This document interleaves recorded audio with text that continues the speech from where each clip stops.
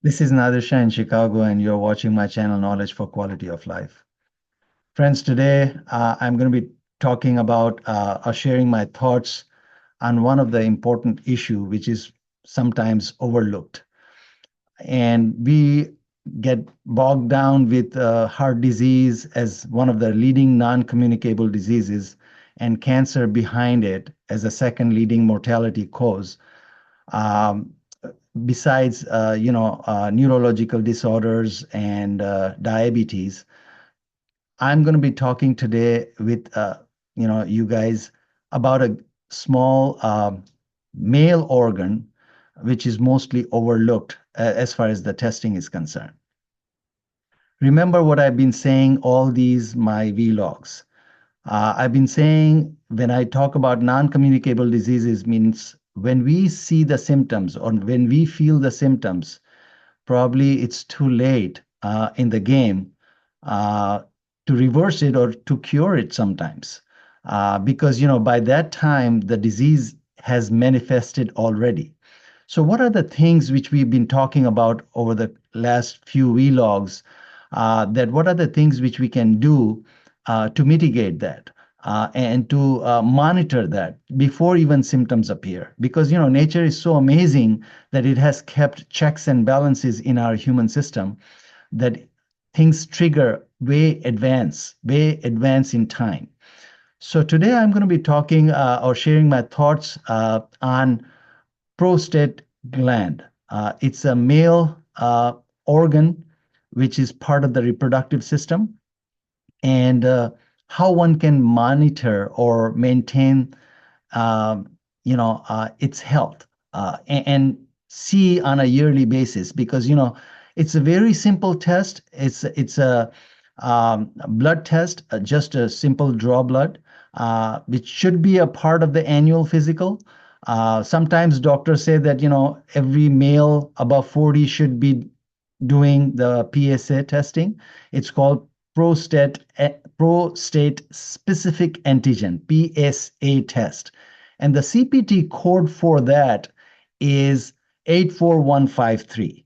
I'm mentioning these CPT codes so that people who want to ask their doctor for the referral, so that they can ask for this code. And the code is CPT code is 84153. Now, this is a very simple test, and normally this should be below 4.0, particularly for males above 60, according to the MD Anderson guidelines. MD Anderson Cancer Institute is world-renowned organization, and I was looking at their website, and I found out that they recommend that anybody who is uh, above 60 should be less than 4.0, and anybody under 60 should be less than 2.5 value. Now, if these values don't, it's exceeding, like for instance, people over 60, male over 60 is above 4, then it should be looked further, and further testing is required, because there could be many issues with the prostate gland.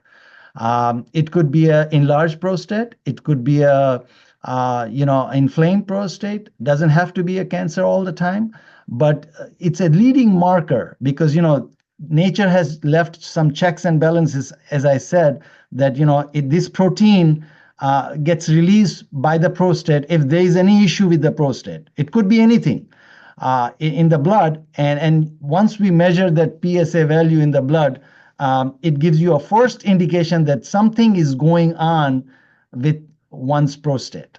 And then your doctor can look into further. Your urologist can look into further, and go from there.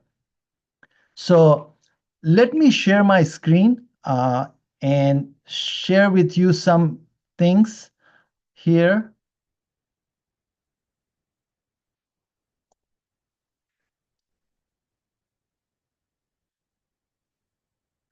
So what you are seeing, I just Googled it, and I just asked the AI that what is the projected 2024 statistics for from American Cancer Society just gave me some numbers that based on the previous year's data, they projected that about 299,010 men is going to be diagnosed with prostate cancer, and 35,250 will die from it.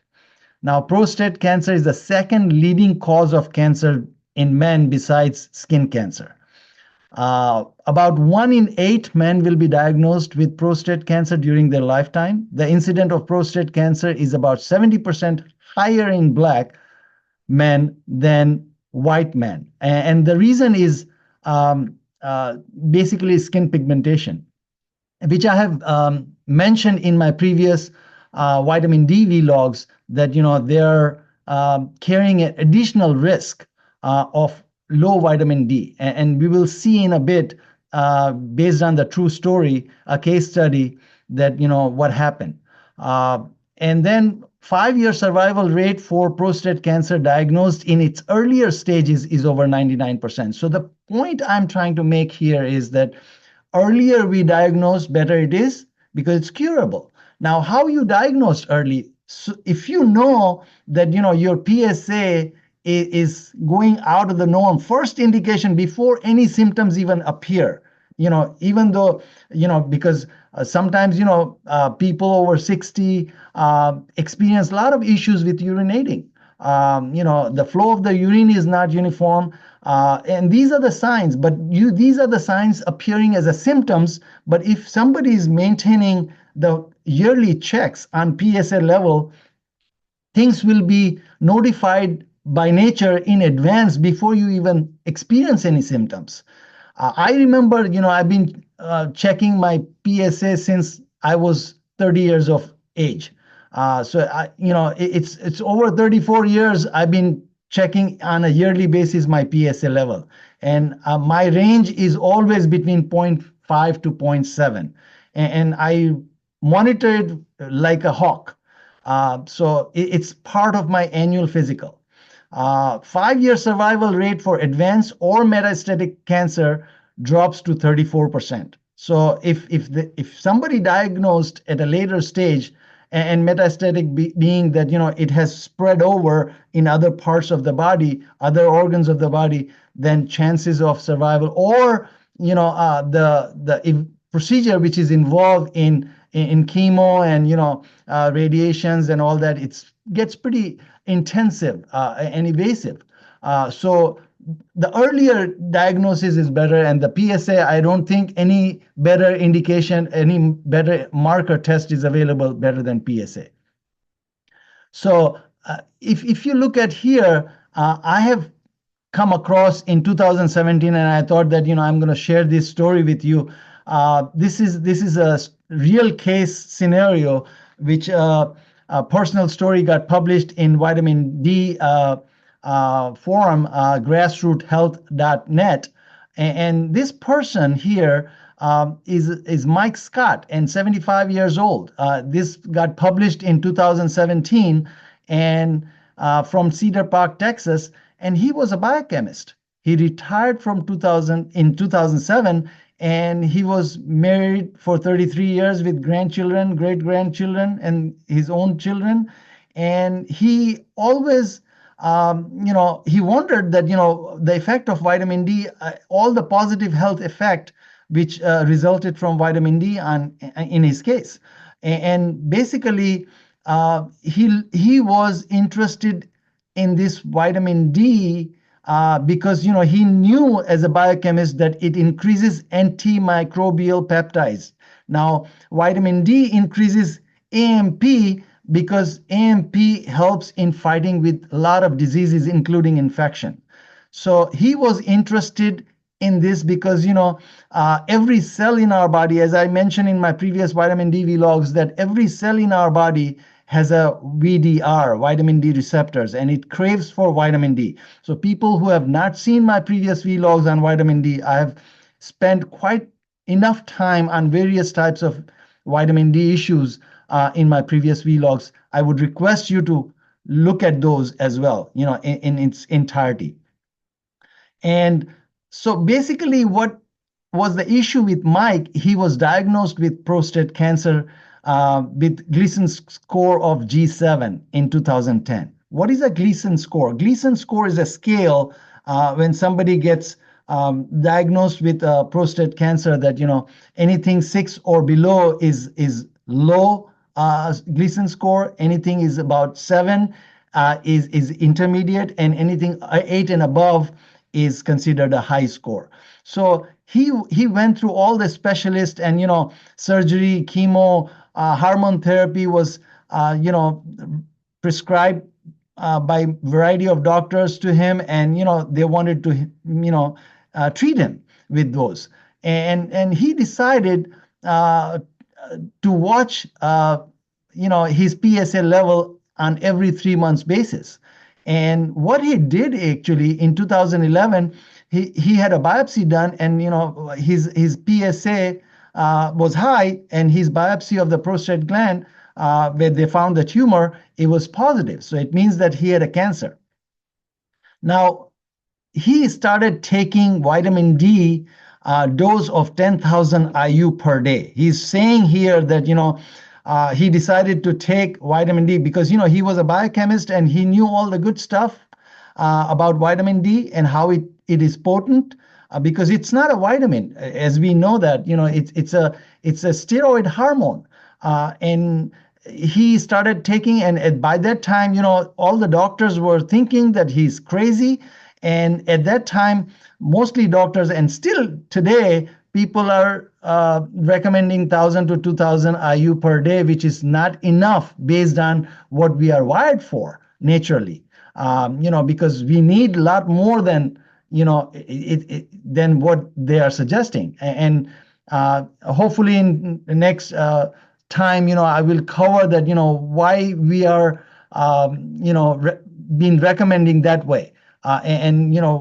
What is it? It's not about how much IU you take, how many IUs you are taking. It's about what is your serum level, what it generates, because each one of us varies, by person to person. Each one of us metabolize vitamin D at the blood serum level differently. No two single person are same. So he started taking 10,000 IU, and then he did another biopsy in 2012 after 1 year. And that biopsy came negative. So he met his oncologist, and he said that what happened? And, he said, his oncologist said that, wait for another year. And another biopsy was done in 2013 and it came negative. So oncologist mentioned that, he won't go on the record, but he said that, his high vitamin D level starved his tumor, basically. So he's now recommending vitamin D. The oncologist is recommending vitamin D to all his patients because he saw Mike's success. The point is that, he's saying that, he no longer have any symptoms, but his PSA is still elevated. I'm sure that, he's monitoring his PSA on a yearly basis or semi-annually basis and everything, but he feels much better, and no one can find any prostate cancer in him. So what he's saying here, that, he's taking on a daily basis, he never misses. He's taking 10,000 IU a day. And then he's saying that, he goes half an hour for a walk. Remember, he lives in Texas. So it's a bright, sunny place. And he has ample solar sun. He can make good vitamin D through skin. And he was not applying any sunscreen. And he was taking a healthy exposure. He was not baking in, I'm sure that he was not baking in the sunlight. 30 minutes exposure is more than enough while you are walking. What was his vitamin D? And he's saying that, he averaged about 75 nanograms per milliliter. One summer he got as high as 120 nanograms per milliliter. Because, in summer he was making probably a good amount of vitamin D through his skin, and, with his 10,000. And I don't have to take 10,000. I'm making 85 on a year-round basis with only 5,000. And, sometimes, not sometimes, but most of the times I have seen people are not taking vitamin D correctly. What I mean by that correctly means there is a protocol how to take vitamin D. And hopefully next vlog I'm going to cover, because it's a special day. November 2nd is a World Vitamin D Day. So I'll be doing a special vlog just on that issue, that, how one should be consuming, and, what are the protocols to take vitamin D. And, you may not have to take 10,000, because, it's a blanket statement that everybody needs 10,000. That's not true. My mom, who lived 99 years, she was taking only 2,000 IU, and she was making 82 nanograms per milliliter throughout the year. Okay, she was not going for a walk in the sun.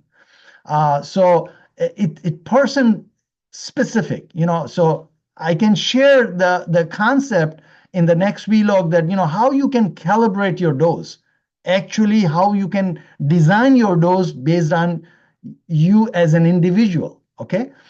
So basically what he's saying then, he's hydrating enough, he's taking 7 to 8 hours of sleep, which is very important, decent amount of sleep, and he's taking enough water.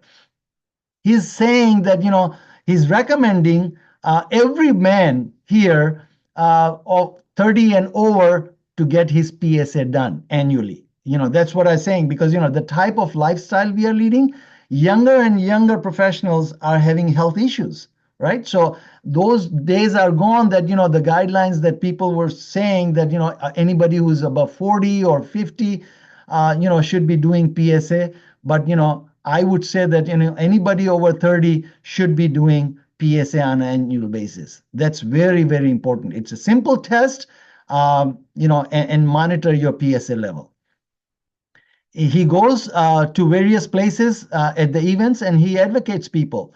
And he says that, he's mentioning here that, most of his Black friends, African American friends, are at a disadvantage because, they have a very low vitamin D, and, it's very common in their race.